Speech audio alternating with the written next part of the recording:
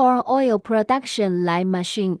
Corn oil is also called corn germ oil, which is the oil extracted from corn germ. The fat content of corn germ is between 17% and 45%. The fatty acid in corn oil is characterized by unsaturated fatty acid content as high as 80%, 85%.